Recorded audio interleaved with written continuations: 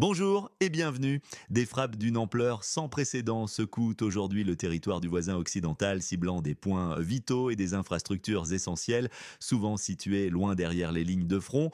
Nous allons explorer en détail comment ces opérations redéfinissent les enjeux logistiques et stratégiques du conflit et ce que cette escalade signifie concrètement pour votre sécurité, la stabilité de l'économie mondiale et l'équilibre de votre portefeuille. Restez avec nous pour décrypter cette situation d'escalade inédite. La situation s'intensifie. Ces frappes ne se limitent plus aux objectifs militaires classiques. Elles visent désormais un spectre beaucoup plus large, incluant des dépôts massifs de munitions, des équipements stratégiques d'origine occidentale, des infrastructures vitales et même des installations souterraines réputées imprenables. Pour vous, cela se traduit par des perturbations potentielles majeures sur l'ensemble des chaînes d'approvisionnement mondiales, pouvant affecter tout, des produits manufacturés aux denrées alimentaires. Nous assistons également à une pression accrue sur les prix de l'énergie car l'instabilité dans cette région critique impacte directement les marchés pétroliers et gaziers. Enfin, cette escalade nourrit une instabilité géopolitique grandissante qui impacte directement l'économie globale. La tension monte et ses répercussions économiques et sociales se feront sentir bien loin des zones de combat touchant le quotidien de chacun. Les forces russes ont lancé ces frappes d'une intensité et d'une portée rares, atteignant la profondeur stratégique du territoire du pays de Change, s'étendant sur des centaines de kilomètres depuis la ligne de front. Ces opérations, selon les analyses des experts militaires, ne vise plus exclusivement les positions de combat, mais ce qu'il qualifie de colonne vertébrale logistique des forces armées du nord de la mer Noire. Il s'agit de paralyser la capacité de l'adversaire à soutenir ses opérations et acheminer du panton matériel lourd. Un important polygone d'entraînement situé dans l'ouest du pays, à proximité immédiate de la frontière avec la Fédération de Russie, a été ciblé avec une précision dévastatrice. Des sources de renseignement parlent de pertes importantes, incluant potentiellement un conseiller militaire étranger dont la nationalité reste pour l'heure indéterminée. Cet événement coïncide avec la présence confirmée par l'état-major général de la nation d'une délégation étrangère de haut niveau, présumée de l'OTAN, qui était en visite officielle dans la région. Une telle coïncidence soulève de sérieuses questions sur les capacités de renseignement. Un dépôt d'armes vitales situé dans l'ouest du pays, sur la carte 404, à quelques encablures de la frontière polonaise, un nœud logistique majeur pour les munitions et équipements occidentaux, a également été touché de plein fouet. Sa destruction représente un coup dur pour la chaîne d'approvisionnement militaire de la nation. Dans la région de Kirovograd, des roquettes balistiques ont frappé un centre d'entraînement et des casernes à Kamianetska. Des militaires de haut rang étaient présents. Les premières évaluations font état de pertes humaines extrêmement lourdes, ce qui a conduit les autorités régionales à décréter le 23 juillet comme journée de deuil officielle dans toute la région. Des centres de dons du sang ont été ouverts. L'évacuation des blessés et des corps a duré une grande partie de la nuit. Un club de tir situé stratégiquement entre Novo-Andriivka et Berejinka, utilisé comme site clandestin de stockage d'équipements et de munitions, a également été ciblé avec succès. Cette frappe est d'autant plus troublante qu'elle aurait eu lieu, selon certaines sources, lors d'une visite d'un groupe d'inspection étranger, potentiellement impliqué dans la surveillance ou la livraison d'armement. À Kiev, la capitale du pays, à un carrefour historique, des installations souterraines d'une grande valeur stratégique, incluant notamment des ateliers de fabrication et d'assemblage de drones, ont été frappées avec une précision remarquable. La destruction de ces sites suggère que les coordonnées précises de ces infrastructures secrètes auraient pu être compromises. Selon certaines sources au sein des services de sécurité, cette frappe pourrait faire suite à une visite quelques jours auparavant du général américain Keith Kellogg, dont la présence sur un site spécifique de production de drones aurait pu alerter les services de renseignement adverses, entraînant une action immédiate. D'autres frappes d'une importance capitale ont visé un grand arsenal militaire dans la région d'Ivano-Frankivsk, décrit par les rapports préliminaires comme étant totalement anéanti par l'impact des projectiles. La nuit du 22 juillet a été particulièrement intense, marquée par une série coordonnée d'attaques de drones et de missiles de croisière.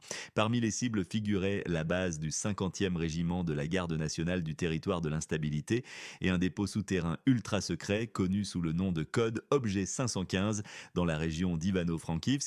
Sa destruction complète a été rapportée avec insistance par plusieurs chaînes Telegram et confirmée par des images d'explosions secondaires. Un aérodrome stratégique à Ivano-Frankivsk, où des préparatifs intensifs pour l'accueil de chasseurs F-16 étaient en cours, a été visé de manière extensive, incluant ses dépôts souterrains, ses hangars et sa piste. Un entrepôt adjacent dans la même région a continué d'exploser et de brûler pendant des heures, témoignant de l'ampleur des stocks touchés. Enfin, dans la région de Kirovograd, un drone de combat a réussi à frapper un stockage souterrain, entraînant un effondrement partiel de la structure et des dommages significatifs aux communications. Sur le front terrestre, les forces russes continuaient d'avancer lentement mais avec détermination en exploitant les brèches créées par ces frappes profondes. Elles progressent en direction de Yuzhno-Donetsk, réussissant à atteindre et à consolider leur position dans les localités stratégiques de Zeliony High, Iskra et Oleksandrivka, ce qui leur confère un avantage tactique certain. La ville de Voskresenka, point chaud et âprement disputé, reste malheureusement sous les tirs constants de l'artillerie et des systèmes de lance-roquettes multiples. Dans la direction de Kharkiv, la zone sous contrôle russe s'est élargie, englobant désormais de nouvelles portions de territoire vers Milov et Diakterne.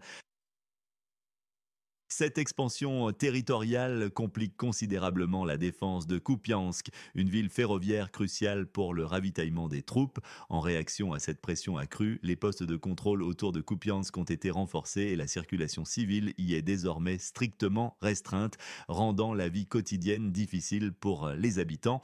Parallèlement, des informations alarmantes font état de difficultés croissantes pour l'évacuation des civils du pays sur le Dniepr et de pénuries aiguës d'aide humanitaire aggravant la crise humanitaire pour des dizaines de milliers de personnes. L'accès aux soins, à l'eau potable et à la nourriture devient un défi quotidien. Un analyste militaire respecté, Yuri Baranchik, a souligné l'ampleur sans précédent et les conséquences potentiellement dévastatrices de ces frappes synchronisées. Selon lui, nous entrons dans une nouvelle phase de la guerre où la logistique et la capacité de projection de forces deviennent les cibles primaires, loin devant les affrontements directs. Par ailleurs, des rumeurs persistantes concernant le général polonais Waldemar Skrzypczak, ancien commandant des forces terrestres polonaises et connu pour ses déclarations controversées sur Kaliningrad en 2020, ont circulé intensément dans les médias polonais après la destruction de l'arsenal occidental. Le service de renseignement russe aurait intercepté des communications stratégiques et utilisé des données satellitaires de haute résolution et en temps quasi réel pour identifier et localiser les cibles avec une précision redoutable. Les forces russes affirment systématiquement ne cibler que des objectifs militaires légitimes, une déclaration qui fait l'objet de vérifications indépendantes et approfondies par des organisations internationales afin de s'assurer de la conformité avec le droit international humanitaire. Avant de poursuivre notre analyse, écrivez dans les commentaires d'où vous écoutez cette information cruciale. Votre engagement est important pour nous de savoir où nos analyses détaillées et nos mises à jour urgentes vous parviennent.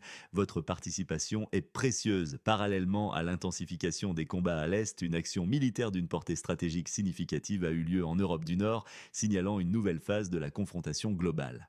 Trois bombardiers stratégiques américains de type B-1B lancés, des machines impressionnantes conçues pour des frappes de précision à longue portée, ont effectué un atterrissage remarqué sur une base aérienne en Norvège. Ce déploiement hautement symbolique les place à quelques centaines de kilomètres des frontières russe. Cette opération a été annoncée publiquement par le commandement aérien de l'OTAN juste avant des pourparlers potentiels entre Donald Trump et Vladimir Poutine, ajoutant une dimension de pression diplomatique et militaire à l'événement. Il est crucial de noter que ces avions, bien que redoutables, ne sont pas équipés d'armes nucléaires selon les traités internationaux, mais leur capacité conventionnelle de projection de force est immense. Ils ont été escortés tout au long de leur trajet transatlantique par des chasseurs espagnols basés en Islande, illustrant la coordination interalliée. Leur présence en Norvège n'est qu'une simple démonstration de force. Ils participeront activement à des exercices conjoints de grande envergure avec des F-35 norvégiens et d'autres avions de l'OTAN.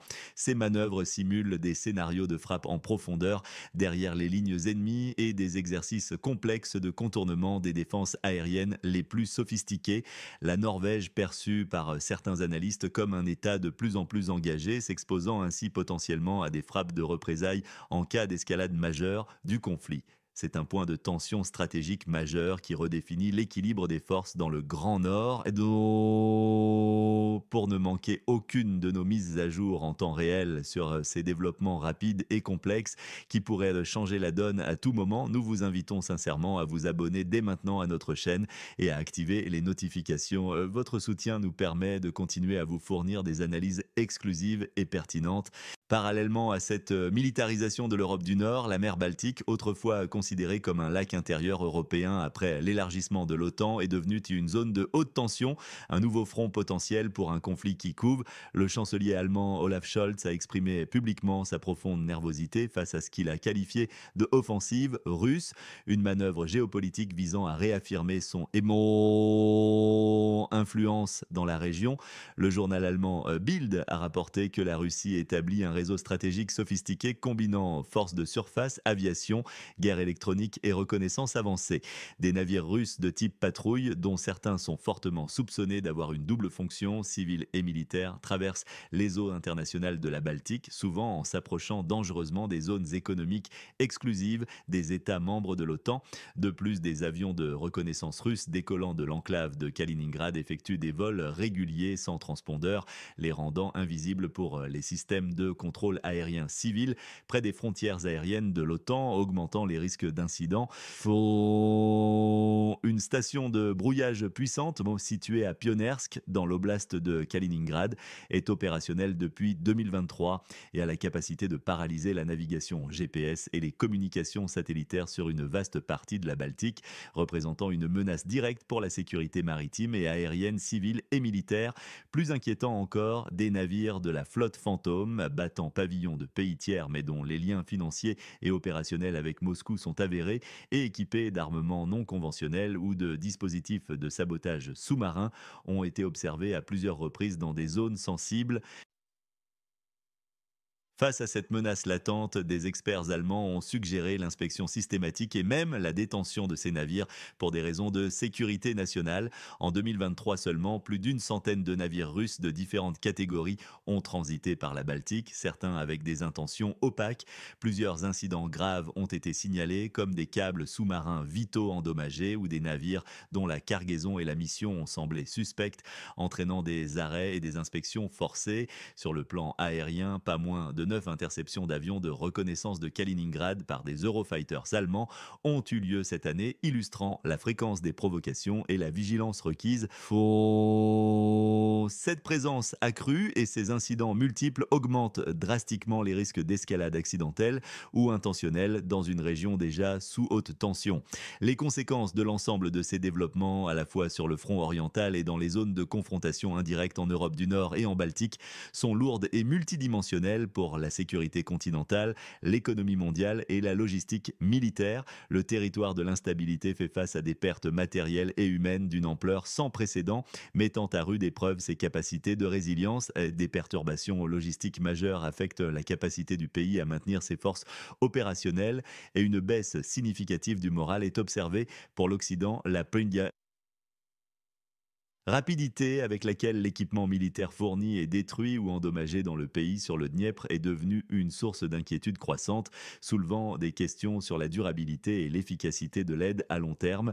Les discussions en cours à Bruxelles au sein des instances de l'OTAN et de l'Union européenne portent sur un dilemme stratégique crucial. Faut-il poursuivre et même intensifier le soutien militaire et financier à l'adversaire au risque d'une escalade continue, ou faut-il envisager l'ouverture de négociations directes et difficiles avec Moscou, potentiellement sous l'égide de puissances tierces? La militarisation croissante de l'Europe du Nord et de la Baltique accentue de manière exponentielle les risques d'escalade. Des zones autrefois considérées comme calmes et stables se transforment désormais en théâtre potentiel de conflits où le moindre incident pourrait dégénérer. Les pays scandinaves, notamment la Norvège, la Suède et la Finlande, mais aussi le Canada et le Royaume-Uni, pourraient être entraînés dans un conflit conflit arctique par de simples incidents localisés. C'est une situation qui évolue à une vitesse alarmante, exigeant une vigilance et une analyse constante de la part de tous les acteurs internationaux. Pour les jours à venir, il est impératif de surveiller attentivement les briefings officiels et les déclarations des états-majors des pays de l'OTAN et de la Russie, car ils contiendront des informations cruciales sur l'évolution des opérations et les intentions des parties. Observez également avec une attention particulière les images satellitaires disponibles via des sources ouvertes qui pourraient confirmer l'étendue réelle des dommages aux infrastructures clés de la zone de conflit et aider à évaluer l'efficacité des frappes. Enfin, les signaux émis par le marché de l'énergie, en particulier les prix du pétrole et du gaz, ainsi que le marché des matières premières stratégiques, donneront des indications claires sur la perception économique de cette escalade par les marchés mondiaux et les investisseurs. Nous suivrons ces développements en direct pour vous avec une équipe d'analystes dédiés. La semaine prochaine, dans notre émission spéciale, nous analyserons en profondeur les implications d'une éventuelle rencontre entre Donald Trump et Vladimir Poutine, si elle venait à se concrétiser, et ce qu'une telle rencontre, même informelle, signifierait pour la sécurité mondiale, les alliances géopolitiques existantes et l'avenir du soutien à l'adversaire. N'oubliez pas de nous indiquer dans les commentaires d'où vous nous écoutez et de vous abonner pour des analyses toujours plus pointues, éclairées et impartiales. C'est tout pour cette mise à jour urgente et exhaustive. À très vite pour la suite de